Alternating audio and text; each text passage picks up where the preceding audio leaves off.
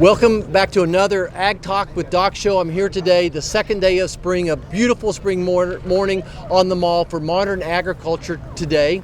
And I'm here with one of my very special friends, the voice of biofuels on Capitol Hill, Emily Skor. Emily, welcome to our show. Thank you, Senator. Thanks for having me. Good to see you again. Yeah, of course. Now, Emily, you're with Growth Energy, which again is a big voice for biofuels up here.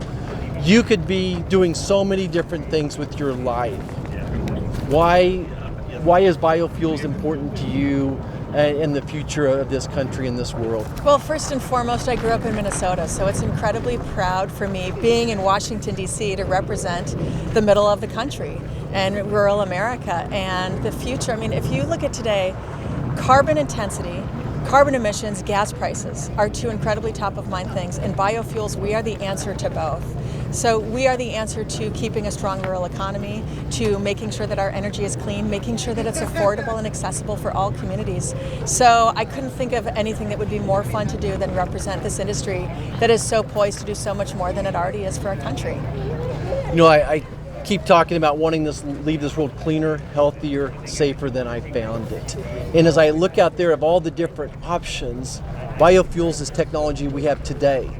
You know, we're not depending upon 5 or 10 years from now. Talk about the environmental impact that we could have on this nation, on this world, if we would go to year-round E15, if we start using E98 to replace diesel-powered. What would be the environmental impact of this tomorrow if we would implement the fuels we have today? You're absolutely right. We are a solution today. So right now, when consumers are driving with fuel that's blended with 10% ethanol, that is nearly a 50% reduction in greenhouse gas emissions relative to fossil fuels.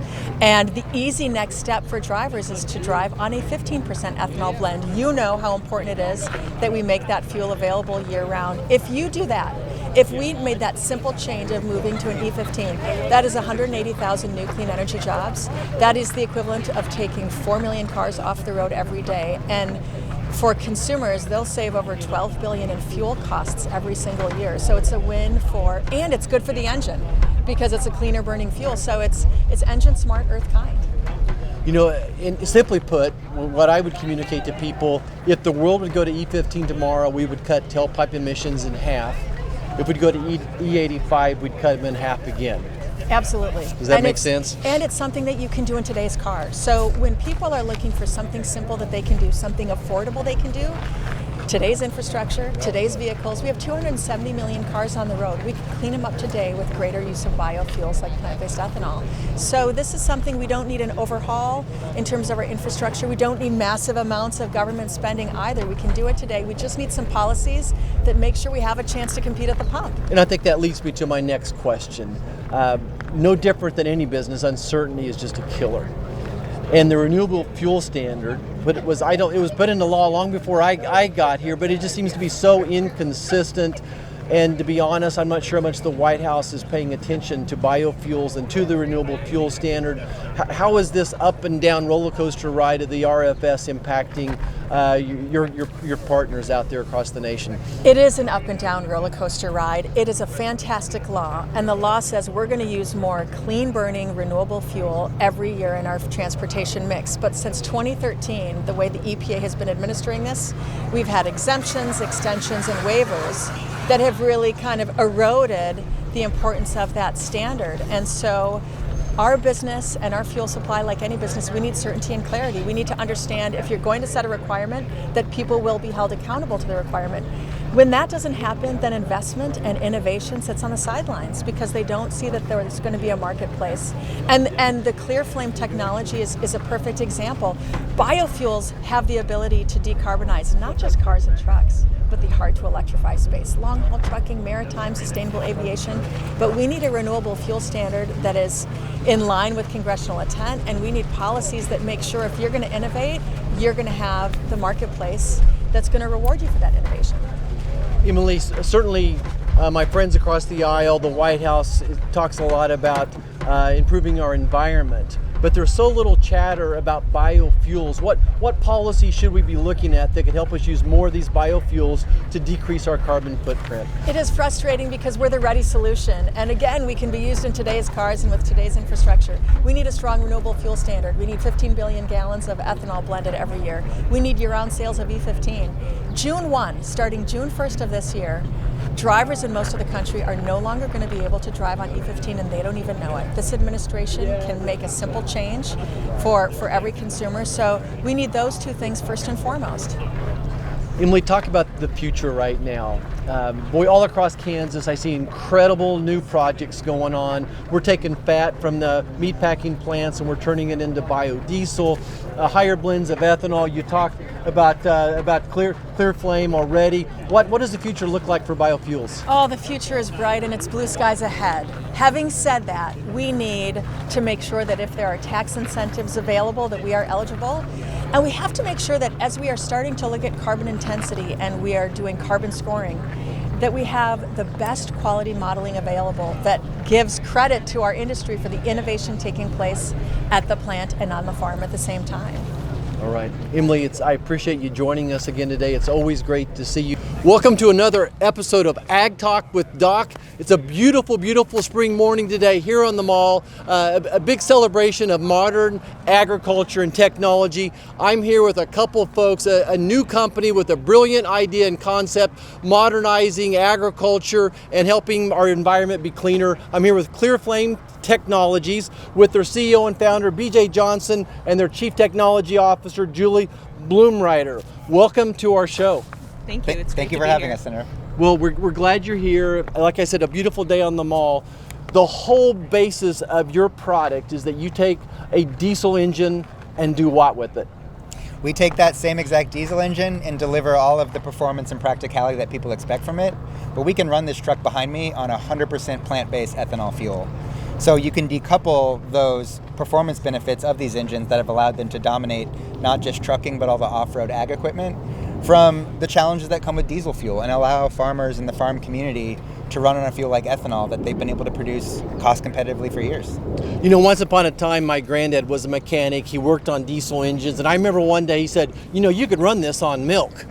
And I said, well, that's pretty interesting. And he explained to me why. So you're saying plant-based fuel. So be a little bit more specific. What type of fuel would you recommend for this diesel engine?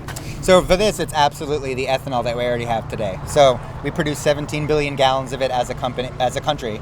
That's a product that's already out there and available. So I think one of the key messages for ClearFlame is that we don't have to shift away from the energy security and the fuel economics that we already have from that fuel in this country.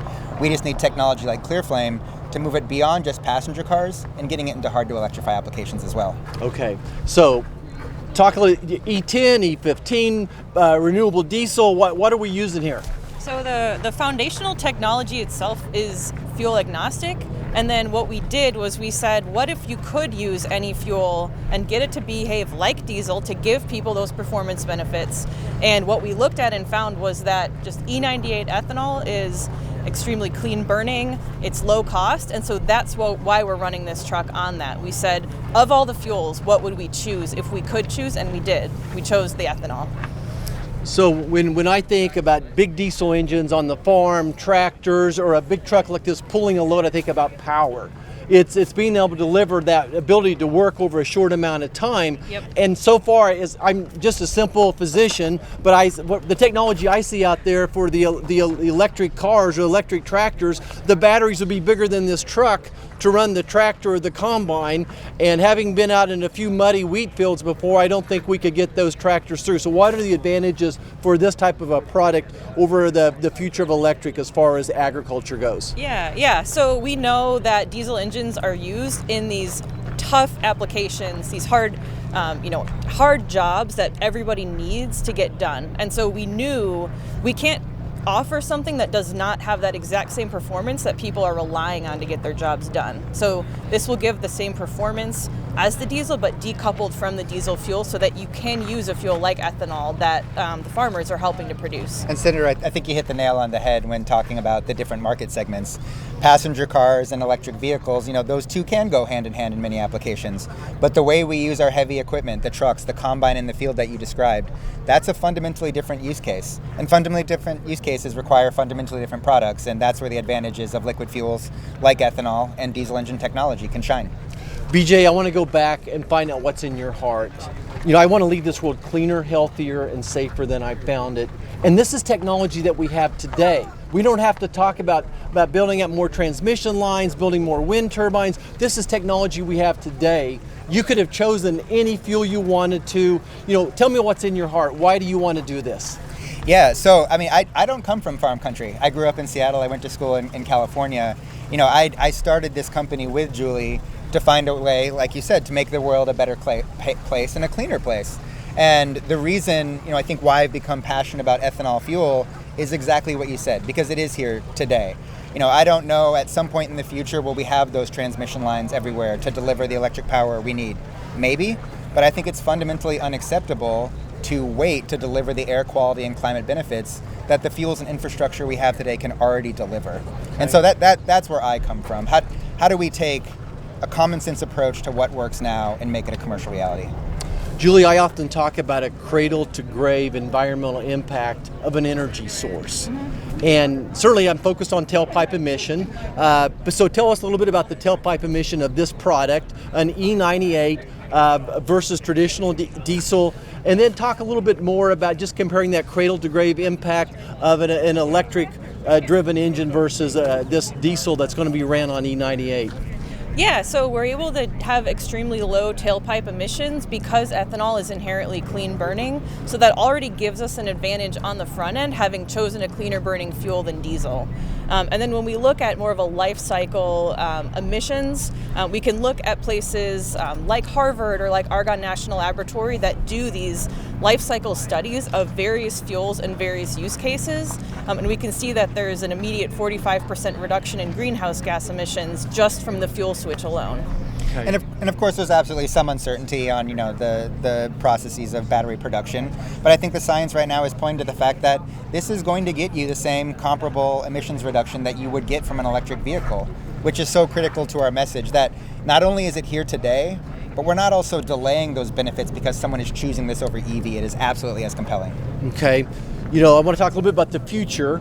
You guys formed in 2016. We have a prototype here out. When do you think this technology will actually be available? And then you need to answer just a little bit about long-term impact on this diesel engine and how many miles have you put on it with this fuel and your technology. And talk a little bit about, is this a kit that I can install in my granddad's barn, or do I need to take it to the dealer? Something like that, Julie. What do you got for a subset of those questions. Yeah.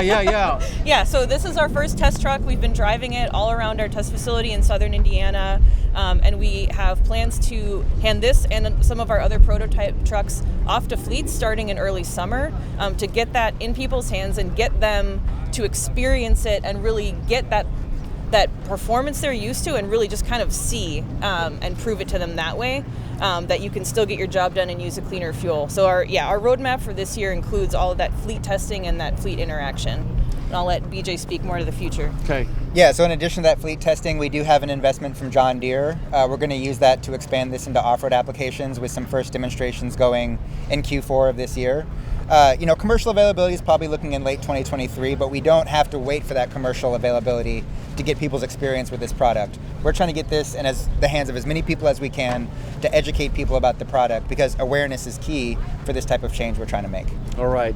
Well, I appreciate Julie and BJ for joining me today. Good luck to ClearFlame. We look forward to seeing your future, helping us leave this world cleaner, healthier, and safer than we found it. Thank you, Senator. You bet. Thank you.